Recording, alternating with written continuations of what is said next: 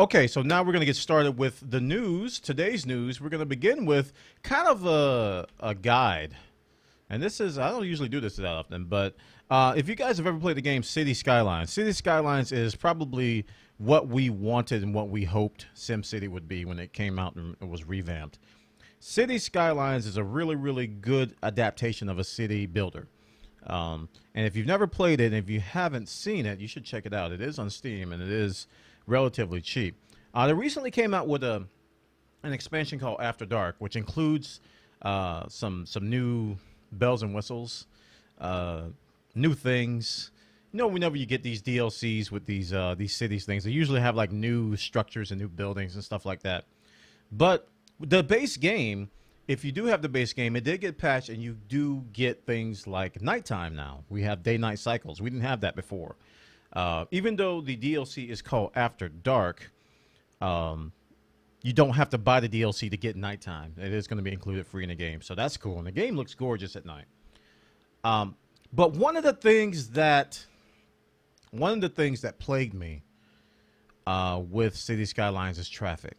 Like, I'd get my city to a decent level, all of a sudden traffic would go nuts, and I'd be backpedaling trying to figure out what to do, trying to fix things. And, you know, I'd have these derpy city layouts, and I'd try to make it work. This was given to me by Talutha, and he said that he read through this guide, and it solved all his problems. It's called The Beginner's Guide to Traffic, and I'll link this in chat right now so you guys can read along or skip ahead or whatever. That's the link there.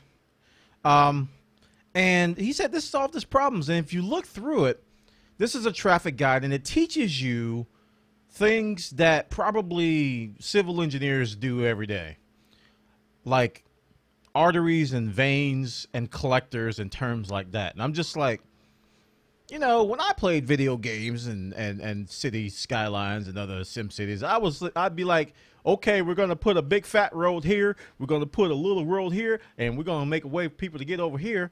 And if it gets too big, we're going to make it wider. That's pretty much how I was approaching the game. But this thing is massive. It has a lot of detail. It has video. Is that video? I think it's a video. If they're not video, I think it does have video. You can click through it and skip to each section: road hierarchy, public transit, paths and parks, industry strategy, traffic dealing. Look at this. It's like it's a real city there. Check that out there. Look at that. Cargo trains, getting on the highway. Oh, man. It just goes into stupid amounts of detail. And to me, it kind of changes the game. It makes the game much more, how you say, complicated. And I like complicated. It adds a new level of complexity to the game, which I think is brilliant for a game that was already good. But that was one of the reasons why I stopped playing. I just didn't want to deal with traffic. I'm like, I'm gonna get gridlocked. I'm gonna have to figure it out, and then I'm gonna have to ditch my city. No longer the case. Check the story out, guys. City Skylines: The Beginner's Guide to Traffic. Now, let's talk about a Kickstarter which crossed my radar today. And if you've ever seen or heard of BattleTech, you probably know what this Kickstarter is about. I'm just gonna play the video. It's only 5 minutes, so just bear with me. If you've ever heard of BattleTech Mech Warrior, you probably will want to be interested in this.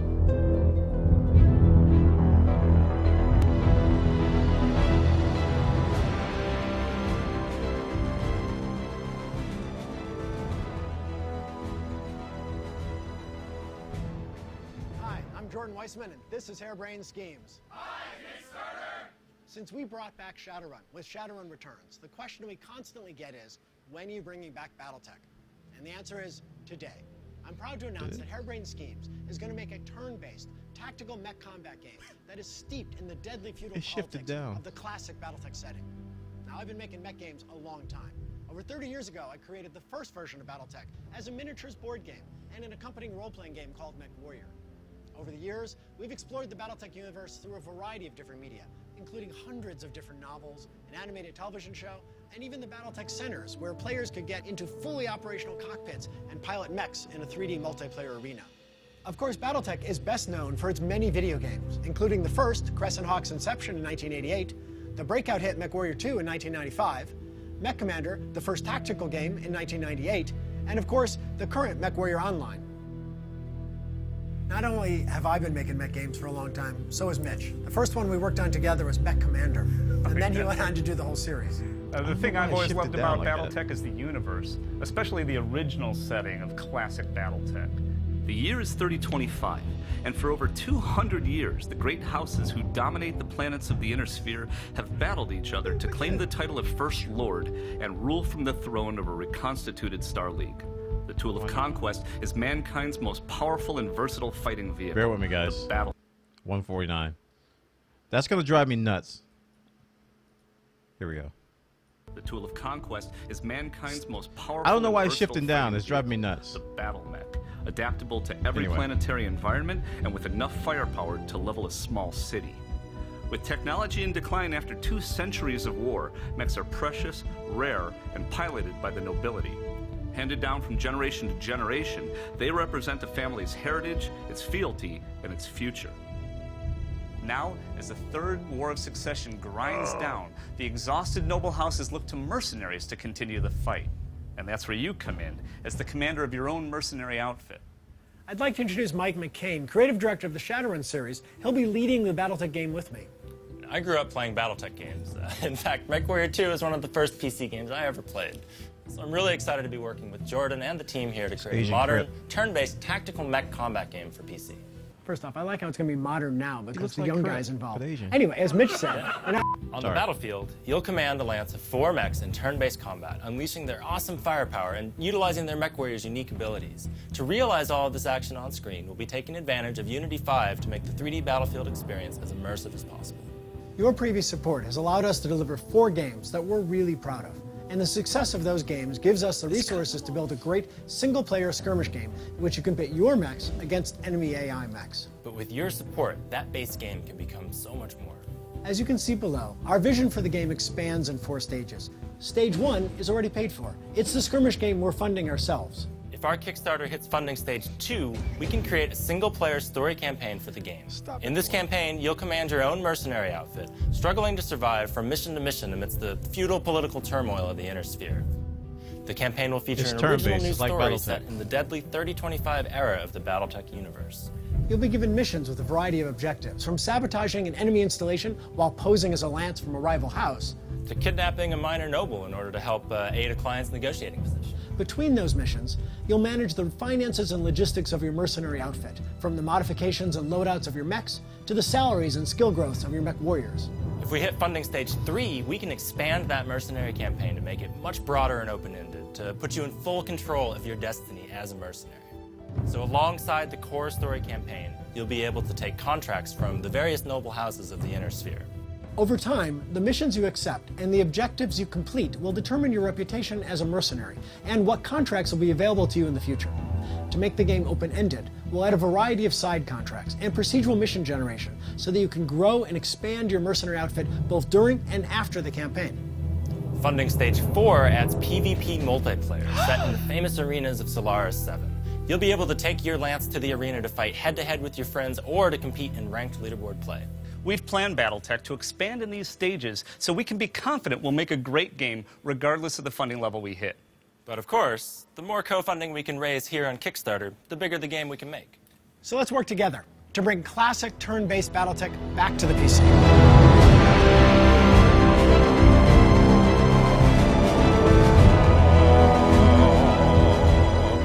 Once again, Kickstarter, we thank you for your faith in us, and we look forward to making another great game with you. All right, you suck.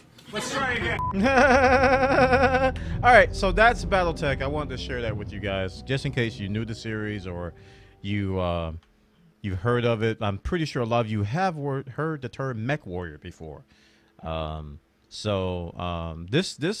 came across my radar today, and it's already hit their goal of $250,000, and it continues to go up.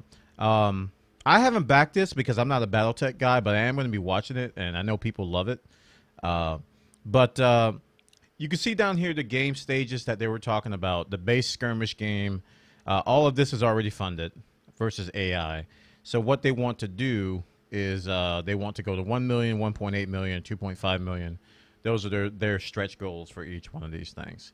Now, when you talk about Kickstarters, you kind of got to think about trust. So, you know, I'm not going to say do this or not do this. It's up to you. You guys can make your own personal decisions. But I thought it was interesting that this is now available. Okay, guys, check that story out. I'll link it in the chat right now, so you guys can check that out whenever you feel like it. All right, so we're going to shift a little bit to some tech news. Today was Google Day. Sorry for the scrollage. Today was Google Day, and we'll start with the Nexus overall link. Let me link this to you guys. This has I like Engadget's coverage. It's very neat. Very nice and neat. Has all the different articles about every little thing. Google had a total of like 4 different major pillars of announcements today with their Nexus 5 event. Nexus or Android event. The first thing they talked about was the hardware, the phone hardware. They came out with the Nexus 5. The new Nexus 5. Here it is. The Nexus 5X and the Nexus 6P. The Nexus 5X is made by our friends at LG, but the Nexus 6P, a little bit of a surprise to me, was made by, I can't pronounce her name. It's a H. I didn't even know who they were prior to today. Everybody was like, oh yeah, they make the blah blah. I'm like, I've never heard of this company. The heck, where's the 6P manufacturer? Huawei.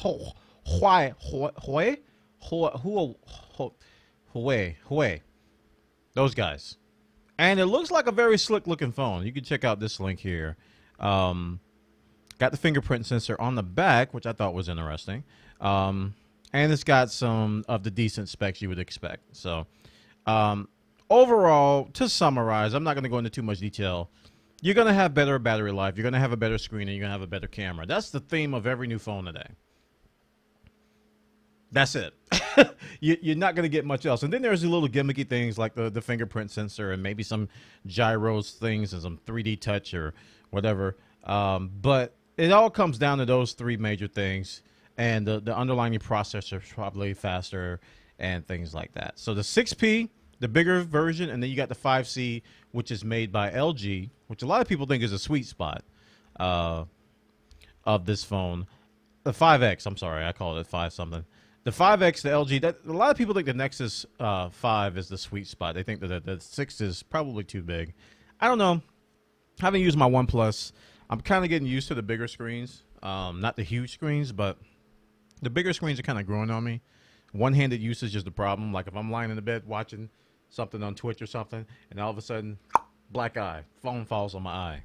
So, you know, it's you know, could be a little bit painful. But you can check these stories out to get the detailed specs. And the next thing they did was the I'm not going in order of what they did, but I believe this is what I got out of it. The Chromecast. They got an updated version of the Chromecast, and it looks like a little dongle now. This was kind of a pain point for me because you know, when you plug in, I've taken the Chromecast to like hotels and stuff. You plug in the Chromecast and it's like this dongle that sticks out, you know, it's like protrudes. So if you got a TV close to the wall, or you got something, you got a TV hanging off the side, and the HDMI port is on the side, and people walk by that, they can just snap it right off if somebody hits it the wrong way, especially kids if they're playing or doing kid things. You know how kids are. They do kid things. They laugh and giggle and have fun, have energy, you know, all that stuff.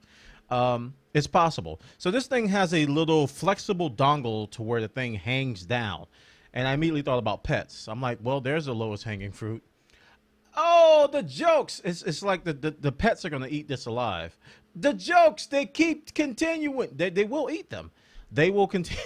They will chew these. And it's like dangle new toy for pets. I know with my dog, he'd be like, new toy. Gonna chew it up. But it looks cool, new colors and everything. It does include some hardware upgrades. It's a little bit faster, but I think the big story around Chromecast is their new app. They came out with a new app today. which I don't know if they have a story on here about that. But the new app is going to aid you in finding content, because that was a big problem with Chromecast. It still is, actually, until today's announcement. It's like, what supports Chromecast? You know, you go to their website, they have a list of things, but it's like there's no centralized portal to get content. So this Chromecast app aims to solve that. You'll be able to go to this app, and it'll be able to feed you a whole bunch of Chromecast content through your Chromecast. So that was one thing they announced as well. Also, they announced the Chromecast Audio, which is kind of their version of like Apple AirPlay and like the Sonos speakers.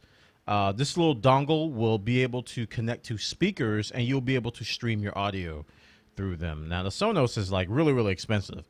And I've used like Apple devices in the past. I had similar. You remember that brick that they had? I think it was called It might have been called AirPlay back then. I forgot what it was called. But it was a little thing that just had a Wi-Fi adapter on it and built in, and it had a speaker, and you just plugged it in, and you just connected your app to the speakers, and you could play your music through it.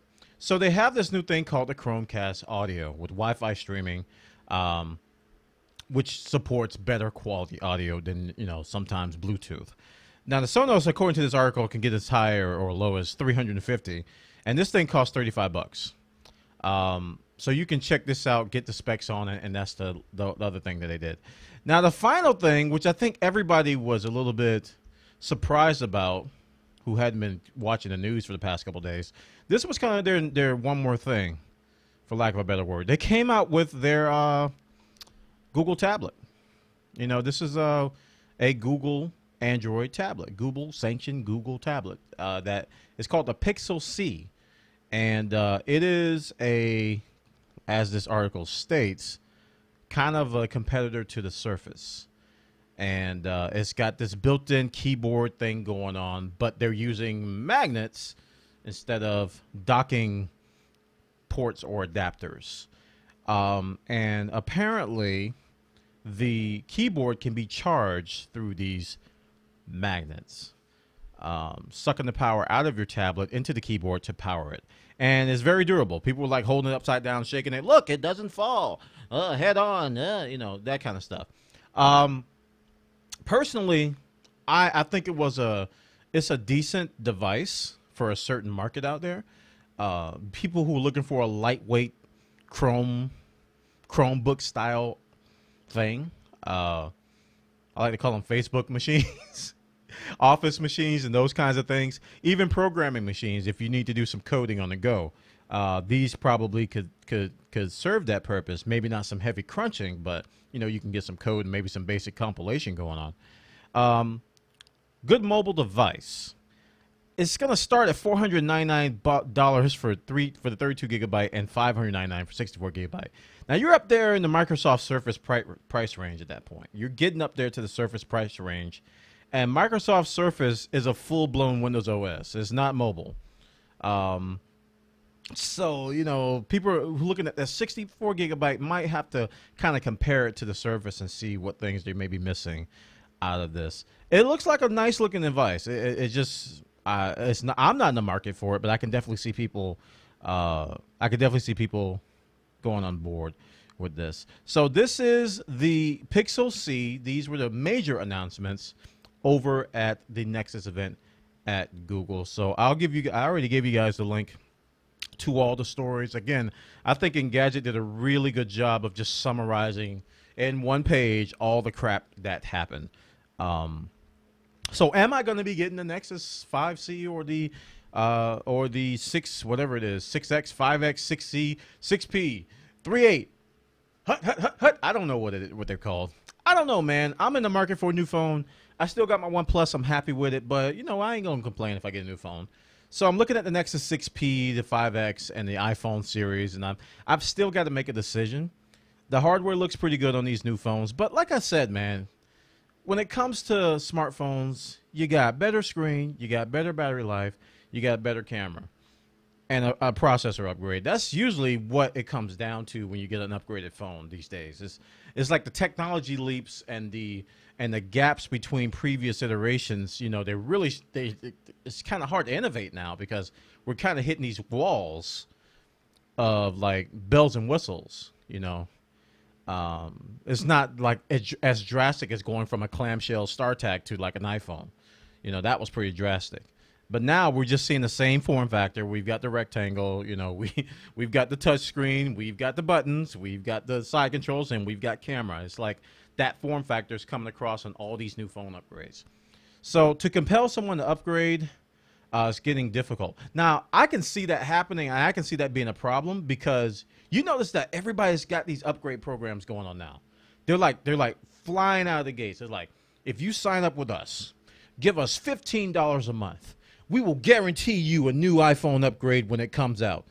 Thank you. You know, it's like they got to lock you in somehow because there's really no reason to upgrade a lot of times other than just to have the latest and greatest. It's starting to taper down a little bit. And we're going to see some big new tech come out soon, but until that happens, I'm not going to be super duper excited every time a new iPhone comes out or a new Nexus comes out. So I'm happy with my OnePlus. See no reason to upgrade. I miss the Apple ecosphere. I miss the Apple touchscreen responsiveness and speed and stuff, but you know, I'm digging my Android too. So that's the stories I have today, guys. So thank you all for watching. That concludes the news. Yee. So with that said,